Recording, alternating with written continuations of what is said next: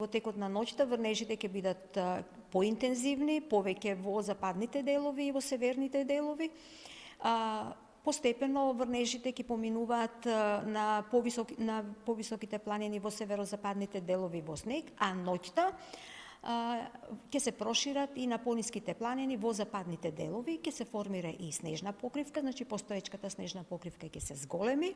Во текот на утрешниот ден, во предпладневните часови, значи ќе има се уште врнежи од дожд, а на планините од снег повеќе во јужните делови од земјава, а до крајот на денот се очекува облачноста потоа да се намалува. Од понеделник и во вторник се очекува преодно стабилизирање на времето, значи не се очекуваат врнежи од дожд, а нови врнежи, повремени локални врнежи од дожд ќе имаме во среда и во четврток. За снежна бура не се очекува, пошто во текот на ноќта и веќе утре се полокализирани и постепено ќе престануваат врнежите и од дожд и од снег.